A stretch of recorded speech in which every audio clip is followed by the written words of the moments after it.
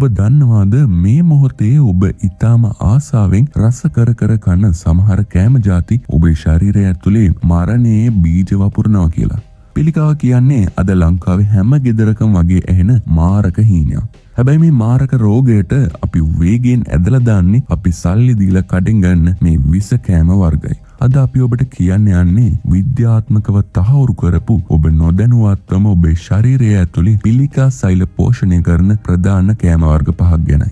අංක 5 ගැන කියනකොට නම් ඔබ පුදුමත් වෙවි. මොකද ඒක අපි හැමෝම වගේ හැමදාම කන දෙයක් නිසා.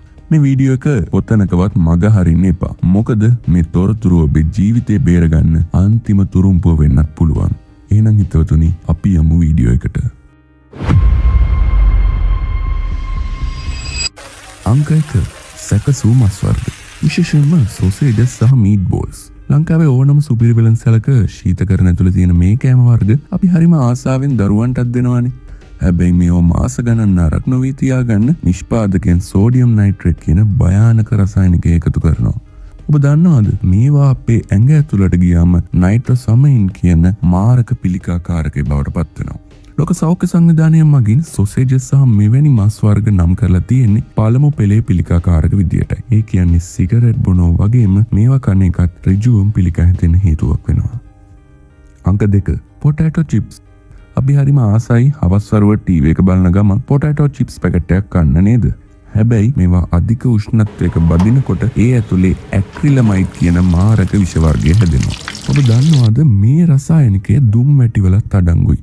ඒ තරම් නෙවෙයි එකම තෙල් එක ආය රත් කර කර බදින චිකන් ඩෙවල් සහ බාබකියු වල තියෙන කරවුණු කොටස් වල පිළිකා ඇති කරන රසායනිකයන් බහුලව තියෙනවා.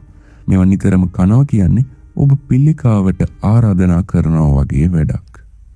අංක 3 soft drinks සහ පැනබීම. සීනි කියන්නේ පිළිකා සෛල වලට තියෙන හොඳම ඉන්ධන. විශේෂයෙන්ම ලංකාවේ වෙළඳ පොලේ තියෙන අර ගෑස් අඩංගු වර්ණවත් පැනබීම අපි නම් සඳහන් කරන්න ඕනේ නෑනේ. ඔබ දන්නවනේ ගැන.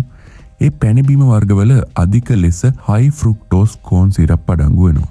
මේවා බිව්වම ඇඟේ ඉන්සියුලින් මට්ටම වේගයෙන් ඉහළ ගිහින් පිළිකා සෛල බෙදීම 10 ගුණයකින් වේගවත් කරනවා. ලංකාවේ පිළිකා රෝගීන් වැඩිවීමට මේ අධික සීනි සහිත පැණබීම ප්‍රධාන හේතුවක් වෙලා තියෙනවා. මතක තබා ගන්න.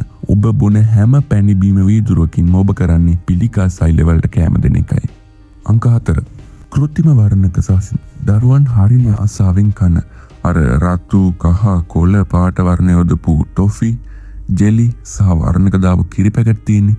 මේවා තියෙන රසායනික ද්‍රව්‍ය අපේ ශරීරයේ DNA වලට පවා හානි කරන්න පුළුවන්. ලංකාවේ සමහර උත්සව අවස්ථාවල තියෙන අධික ලෙස පාට දාපු බූන්දි වගේ කෑමවල තියෙන්නේ කාර්මික ඩයි වර්ග වෙන්නත් පුළුවන්. මේවා කාලයක් තිස්සේ ඇඟේ තැම්පත් වුණාම ඔබේ සෛල පාලනකින් තොරව වැඩෙන්න පටන් ගන්නවා. ඒක තමයි පිළිකාවේ ආරම්භය. අංක 5 පාම් පිටි. මෙන්න මේක තමයි ලංකාවේ හැමෝම වගේ කරන ලොකුම වැරද්ද. අපි උදේ ඉඳන් රෑ වෙනකන් කන පාම්, බනිස්, පරාටා සහ බිස්කට් හදන්නේ මේ පාම් පිටි වලින්. මේ පිටි සුදු පාට කරන්න ක්ලෝරින් වගේ භයානක රසායනික වායු පාවිච්චි කරනවා.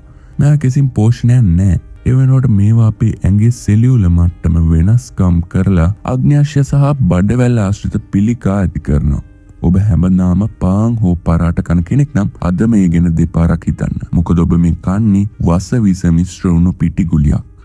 ඉතින් හිතවතුනි, දැන් ඔබ දන්නවා ඔබ හරිම ආසාවෙන් කන කෑම මොන තරම් භයානකද කියලා. මේ එකපාරටම නවත්තන්න බැරි වුණා. අද ඉඳන් මේව පාලනය කරන්න පටන් ගන්න.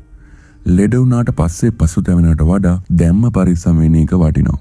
මේ වැදගත් තොරතුරු ඔබේ පවුලේ අයට බලන්න අනිවාර්යයෙන්ම ෂෙයා කරන්න. මොකද ඔබ කරන එක ෂෙයා එකකින් කෙනෙකුගේ ජීවිතය බේරෙන්න ලොකු උදව්වක් වේවි. තවත් මේ වගේ ජීවිතේට වැදගත් දේවල් දැනගන්න අපේ channel එක subscribe කරලා තියාගන්න කියලා මතක් කරනවා. එහෙනම් හැමෝටම නිරෝගී වාසනාවන්ත දවසක්.